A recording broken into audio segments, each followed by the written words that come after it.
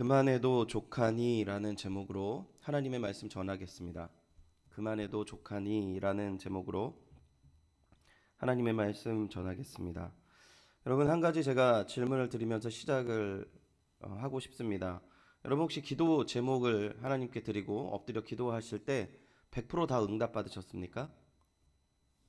네, 대답하기 싫다는 표정으로 저를 쳐다보시고 있는 것 같은데, 저 같은 경우에는 그렇게 하나님이 응답하시지 않는 거에 대해서 굉장히 많았음에도 불구하고, 또 응답하신 것도 굉장히 많았음에도 불구하고 응답하시지 않았을 때 그러려니 했던 것 같아요. 여러분은 어떠세요? 응답하지 않으시는 일에 대해서. 근데 그러려니 하는 부분도 있지만, 응답하시지 않는 그 기도의 내용으로 말미암아 마음이 상하고 어려운 적은 없으셨습니까? 정말 여러분의 가슴을 옥죄이는 정말 힘들고 어려운 일들을 엎드려 주님께 의탁드렸는데 하나님께서 응답하시지 않는 거죠. 그리고 전혀 내가 생각하는 것과 내가 주님께 엎드려 기도하는 내용과 전혀 다른 길로 가게 되는 겁니다. 어떠세요? 그럴 때 어떻게 해결하십니까? 오늘 본문 말씀은요, 이스라엘 백성이 40년 광야를 마치고 이제 가나안으로 들어가기 직전에 모세가 마지막 권면을 하고 있는 상황입니다. 그때 모세가 과거에 하나님의 말씀을 기억하고 간구해요. 뭐라고 간구하냐면 가나안을 함께 이 백성과 함께 들어가게 해달라고 기도합니다. 그런데 하나님께서 모세의 간구를 거절하는 사건을 오늘 우리가 읽은 본문에서 다루고 있어요. 우리는 오늘 본문을 통해서 하나님께서 왜 모세에게 가나안을 들어가지 못하게 하였는가에 대한 이유를 좀 다시 한번 알아보고, 또 그 일을 놓고 또 기도하였는데 왜 하나님께서 기도했던, 너무나도 가슴 졸이면서 엎드려 기도했던 그 모세의 기도를 거절하셨는지를 나누어 보고 생각해 보는 시간을 갖도록 하겠습니다. 먼저 모세는 왜 가나안에 들어갈 수 없었습니까? 본문 26절을 보십시오. 여호와께서 너희 때문에 내게 진노하사 내 말을 듣지 아니하시고 내게 이르시기를 그만해도 족하니 이 일로 다시 내게 말하지 말라 라고 말씀하십니다. 모세가 말한 너희 때문에 내가 진노하였다라는 사건은 그 민수기 20장에 나오는 사건을 다루고 있어요. 이 민수기 20장 내용이 무엇이냐면 이스라엘 백성이 애굽을 떠나서 이렇게 처음에 신광야를 지나 르비딤이라는 곳에 이르렀는데 물이 없어서 모세와 다투고 거역하면서 불평을 했습니다. 이때 하나님이 반석을 치라고 명하셔서 물을 얻고 그곳을 마사 혹은 무리바라는 명칭으로 불렀어요. 그리고 민수기 20장은 이제 가나안 땅에 들어가는 것을 거부했죠, 1세대들이. 그리고 가데스 바네아 사건 이후에 40년 광야 생활을 한 이후에 다시 우연찮게 그 신광야에 이르러서 물이 없어서 또 이스라엘 백성이 모세와 아론과 더불어 다툼하고 있는 내용을 다루고 있어요. 하나님께서 반석을 명하라 하시는데 이번에도 반석을 쳐서 물이 나왔는데, 이 본문을 가지고 하나님께서 너는 나의 거룩함을 드러내지 않았다라고 지적하시고 너는 가나안 땅에 들어갈 수 없어라고 얘기한 본문이라는 것이죠. 이 부분을 좀 정확하게 짚고 넘어가는 것이 중요한데 20장 말씀을 살펴보면서 다시 한번 정리해 보도록 하겠습니다. 이 10장 2절부터 6절 본문을 보면 제가 정리하겠습니다. 찾지 않으셔도 됩니다. 회중이 물이 없으므로 모세와 아론에게 모여드니라. 백성이 모세와 다투어 말하여 이르되 우리 형제들이 여호와 앞에서 죽을 때에 우리도 죽었더라면 좋을 뻔하였도다. 지금 하나님께 대들어서 징벌을 받은 그때 사건들을 이야기하고 있어요. 모세의 아주 아픈 부분들을 이야기하고 있는 거죠. 4절 계속해서 읽어보겠습니다. 너희가 어찌하여 여호와의 회중을 이 광야로 인도하여 우리와 우리 짐승이 다 여기서 죽게 하느냐, 계속 따지고 있습니다. 너희가 어찌하여 우리를 애굽에서 나오게 하여 이 나쁜 곳으로 인도하였느냐. 이곳에는 파종할 곳도 없고 무화과도 없고 포도도 없고 석류도 없고 마실 물도 없도다. 모세와 아론이 회중을 떠나 회막문에 이르러 엎드림에 여호와의 영광이 그들에게 나타나며. 자, 이런 상황 속에서 7절과 8절은 이제 하나님께서 나타나셔서 말씀하시는 내용이에요. 7절과 8절은 같이 한번 읽어보겠습니다.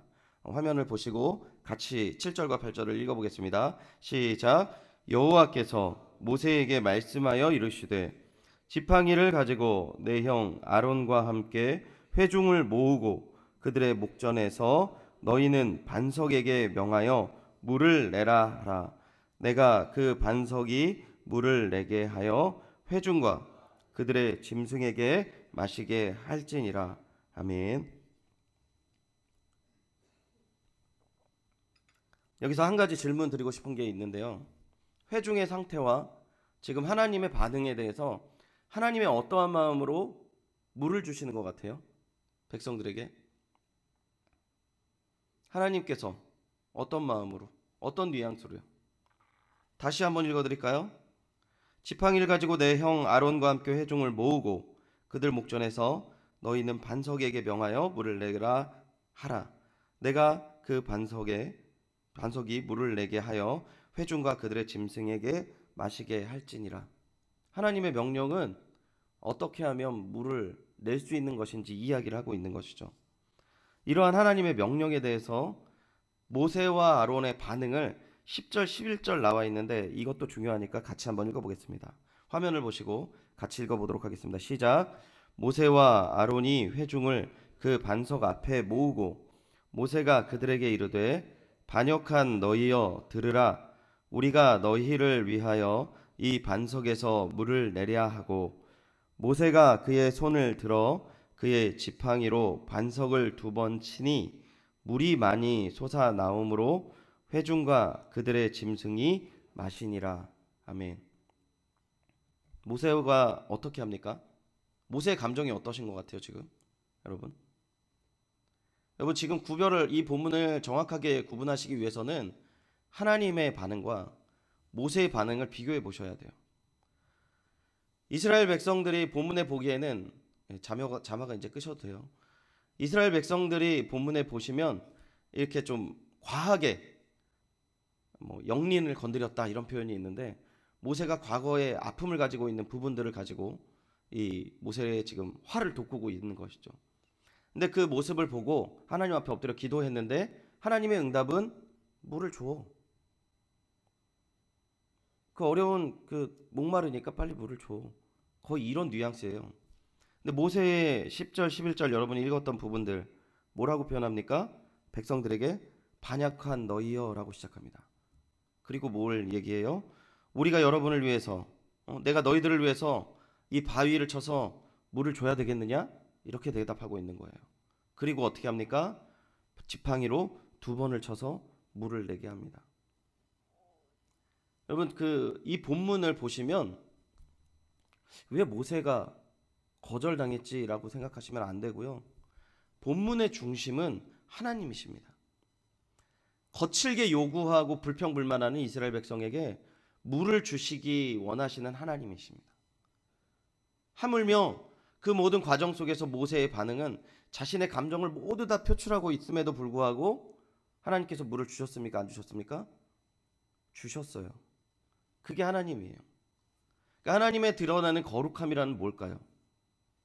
하나님은 그들의 연약함을 돌보시고 또한 그들을 사랑하시고 그들의 필요를 채우신 하나님을 보여주시기 위함이었다는 것입니다. 근데 모세의 모습은 어땠어요? 모세의 모습은요, 하나님 굉장히 불쾌하게 너희들의 행동을 지적하고 자, 그래 마셔라 이렇게 하는 느낌을 주고 있다는 거죠. 여러분, 제가 처음 드렸던 이 질문을 혹시 기억하십니까? 기도 제목을 거절당했을 때 여러분 어떻게 생각하시냐고 제가 물어봤는데 저는 이 본문을 보면서 이런 생각을 했어요. 제가 혹시 하나님 앞에 기도하고 하나님 앞에 이렇게 응답받지 못하고 또 어려운 부분을 놓고도 하나님 앞에 기도했는데 응답받지 못했을 때 그렇지 그럴 수 있지 어쩔 수 없지라는 마음을 혹시 제가 갖게 됐다면 저와 저희 아버지와의 관계가 너무 딱딱한가라는 생각을 했었어요. 오늘 본문을 보고.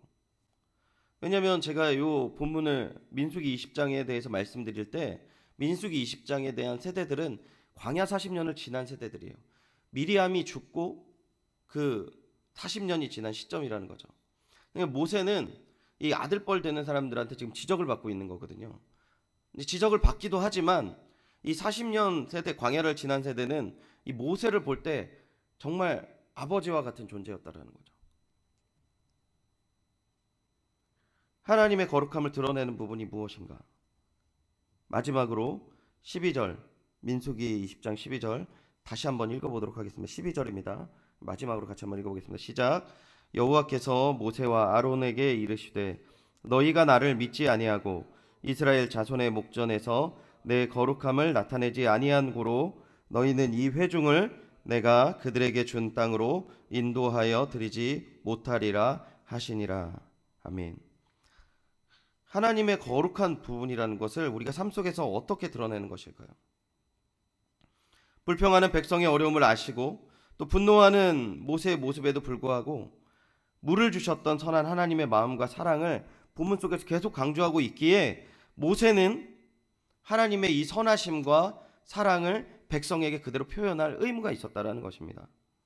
그런데 다시 한번 말씀드리지만 모세의 모습 속에서는 반석을 바위로 치고 백성들에게 반역한 너희들이라고 지적하는 그 모습 속에서는 하나님이 분노하시고 무서우신 하나님의 모습을 드러내셨는데 그건 결코 하나님이 원하는 모습이 아니라는 거예요.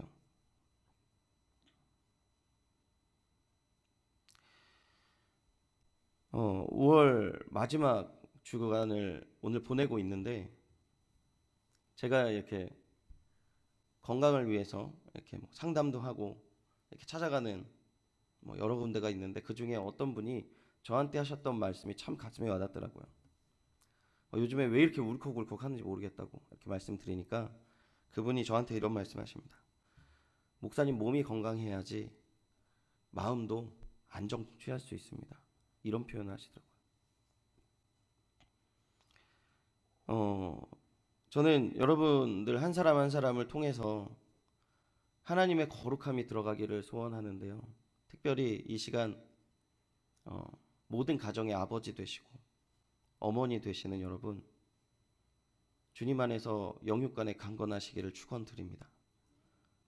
이 강건하셔서 여러분의 모습을 통해서 여러분의 자녀들이 그리고 여러분의 모습을 통해서 저희 교회 다음 세대들이 하나님의 거룩함을 보고 배우는 귀한 은혜가 우리 연희교회에 그리고 여러분이 속한 모든 가정에 귀한 은혜와 사랑이 흘러넘치기를 소원합니다. 우리가 이제 알았습니다. 왜 모세가 가나안에 못 들어가는지 알았어요. 하지만 하나님께서 징벌로 모세에게 가나안에 못 들어가게 하시는 부분에 대해서 다시 한번 주님 앞에 엎드려 기도하는 이 모세의 기도, 이 민족과 이 백성들을 40년 동안 이끌었던 모세가 정말 엎드려서 간절하게 기도하는 이 기도를 하나님께서 너는 징벌적으로 못 들어가는 거야 라고 했을까 한번 보시면, 사실은 오늘 본문을 통하여서 모세를 통해서 드러내고자 하시는 것은 모세가 과거에 드러내지 못한 거룩함을 이제 하나님께서 그 마지막 가나안을 앞두고 온전한 거룩함을, 하나님의 거룩함을 드러나는 모세를 만들어 주시기 위한 기회였다라는 것을 볼 수 있습니다. 첫 번째, 어떻게 그럴 수 있습니까? 나의 뜻보다 하나님의 뜻이 더 선하고 온전하시다는 것을 모세를 통해서 보여줬어요. 왜요? 오늘 본문을 우리에게 주신 이유가 무엇입니까? 하나님은 거절하는 분이시다라는 것이 아니라는 거예요. 모세의 모습과 기도의 본문을 보면 주변 사람들이 다 알고 있어요. 모세가 이렇게 기도했다. 내가 주님 앞에 저 가나안 땅에 들어가길 위해서 엎드려 기도했다. 근데 하나님 거절했다라는 걸 들었어요. 그러니까 모세가 이 하나님의 말씀을 듣고 어떻게 합니까? 그래도 나 들어갈 거야. 막 뛰어가다가 갑자기 천둥이 내려서 모세를 딱 칩니까? 하나님께서? 아니요. 모세 들어가지 않아요. 백성들이요 모세의 모습을 통해서 그걸 알게 됐어요. 저 큰 모세도, 우리의 지도자였던 저 큰 모세도 하나님의 말씀에 모든 소원을 내려놓고 순종했다라는 것을 보여주고 있다라는 것입니다. 모세의 무덤을 찾을 수 없다라고 성경은 이야기하고 있지만 모세는 분명히 가나안 땅을 바라보는 그 자리에서 죽었어요. 들어가지 않았다는 겁니다. 이것은 하나님의 뜻이 자신의 뜻보다 더 크다라는 모세의 신앙의 고백이었고, 그 하나님의 큰 뜻을 드러내는, 거룩한 하나님의 드러내는 그 모세의 마지막 귀한 사역이었다라는 것입니다. 두 번째, 하나님의 위대하심을 증거하는데요. 본문 24절인데 제가 거짓말했습니다. 한 번 더 읽겠습니다. 본문 24절, 신명기 24절, 우리 본문 같이 다시 한번 읽어보겠습니다. 시작. 주 여호와여, 주께서 주의 크심과 주의 권능을 주의 종에게 나타내시기 시작하셨사오니 천지간에 어떤 신이 능히 주께서 행하신 일 곧 주의 큰 능력으로 행하신 일 같이 행할 수 있으리이까. 모세가 기도하기 전에 하나님을 고백해요. 어떤 고백입니까? 하나님 크심을 기억하고 그 찬양하고 있어요. 하나님의 크심을 어떻게 나타내고 있습니까? 주의 크심이, 주의 권능이 주의 종에게 나타내기 시작하셨습니다. 얘기해요. 모세는 지금 이 기도를 하는, 이 고백을 하는 입장에 나같이 늙고 보잘것없는 사람을 하나님이 들어 쓰셔서 이 구원의 역사를 하셨다라는 거예요. 그렇다면 지금 모세에게 하나님께서 요구하시고 있는 사역이 무엇입니까? 28절 보세요. 본문 28절입니다. 너는 여호수아에게 명하여 그를 담대하게 하며 그를 강하게 하라. 그는 이 백성 거느리고 건너가서 내가 볼 땅을 그들의 기업으로 얻게 하리라 하셨느니라. 이 본문이 어떻게 연결이 되는 겁니까? 모세가 알았던, 보았던 그 위대하신 하나님을요, 하나님 그 모습 그대로 사역을 하시는 거예요. 생각해 보세요. 이 신명기 3장의 모습을 여러분 처음부터 다시 한번 읽어보면, 이 바산한 옥과 이 모리아 백성들의 그 큰 왕 두 왕을 전쟁에서 이긴 다음에 지금 이야기를 하고 있는 거예요. 이제 전쟁을 앞두고, 가나안 정복 전쟁을 앞두인 모세가 뭐냐면, 내가 끝까지 정복 전쟁을 책임져야 되겠다라는 생각도 있었을 것입니다. 당시 보시면 이 40년을 이끌었던 모세의 카리스마와 이 여호수아의 카리스마는 비교할 수 없어요. 여호수아는 모세의 종일 뿐이었고 시종인이었다는 뿐이었던 거죠. 그런데 하나님께서 어떻게 합니까? 이제 모세의 사역을 내려놓게 하시고 더 작고 보잘것없는 여호수아를 들어서 쓰시는 거예요. 그리고 모세에게 이야기합니다. 네가 그 하나님의 은혜와 사랑을 아는 내가 격려하고 세워서 하나님의 거룩함을 보이라는 것입니다. 여러분, 하나님의 귀한 뜻 가운데 여러분의 손을 통해서 하나님의 크시고 아름다운 능력들이 더욱더 꼽히기를 축원드립니다.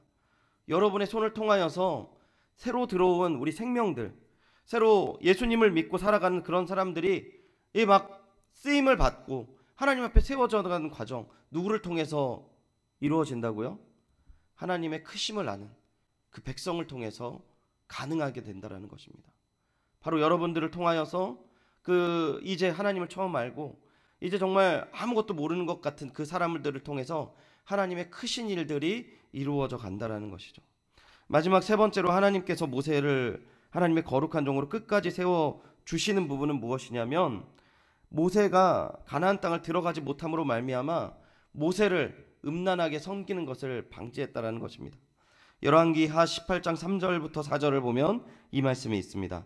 히스기야가 그의 조상 다윗이 모든 행위와 같이 여호와께서 보시기에 정직하게 행하여 그가 여러 산당을 제거하며 주상을 깨뜨리며 아세라 목상을 찍으며 모세가 만들었던 놋뱀을 이스라엘 자손이 이때까지 향하여 분향함으로 그것을 부수고 누수단이라 일컬었더라. 여러분, 모세가 만들었던 놋뱀도 수백 년 동안 이스라엘 백성이 음란하게 섬겼습니다. 모세가 만약에 가나안 땅을 따라서 죽었다면 백성들은 모세를 음란하게 섬겼을 거예요. 제가 아는 분이 이라크를 다녀오셨는데 이라크에 뭐가 있냐면 그 요나 무덤이 있습니다. 페르시아를 이렇게 회개하고 돌아오게, 하나님으로 돌아오게 했던 이 요나 무덤이 있어요. 이 요나 무덤 가서 뭐 하는지 아세요? 그 이슬람 그 사람들이 땅을 팝니다. 이렇게 바닥에 땅을 파고 가져가요. 왠지 아세요? 이 요나가 우리 조상을 구원했다라는 겁니다. 그래서 그 요나를 섬겨요. 이슬람 사람들이. 여러분, 그 모세의 그 발걸음을 멈추시게 했던 것은 하나님이 그 모세에게 주는 귀한 은혜와 사랑이, 이미 예배한 그 은혜와 사랑이 풍족하고 족하기 때문에 멈추었다라는 사실 기억하시기 바랍니다. 말씀을 정리하겠습니다. 이해가 안 되는 상황 속에서, 하나님의 큰 거절 속에서 마음이 아프고 괴롭고 힘든 지금 상황을 보내시고 있습니까? 귀한 하나님의 선하심을 신뢰하시고 하나님의 거룩함을 드러내시는 귀한 은혜가 있음을 다시 한번 축원드립니다. 그래서요, 우리가 주님을 수목함으로 말미암아 진정으로 하나님의 영광을 돌리는 그 귀한 자리, 우리의 다음 세대가 우리의 모습을 보면서 하나님의 거룩함을 온전히 배워서 왜곡되고 오래될 수 있는 하나님의 모습이 아닌 진정 살아계신 하나님을 증거되고 귀한 사역을 이 자리에 계신 분 한 분 한 분을 통하여서 알게 되는 것이죠. 그 은혜와 사랑이 오늘 이 자리로부터, 그리고 여러분의 가정에, 우리 연희교회에 가득하시기를 다시 한번 축원드립니다.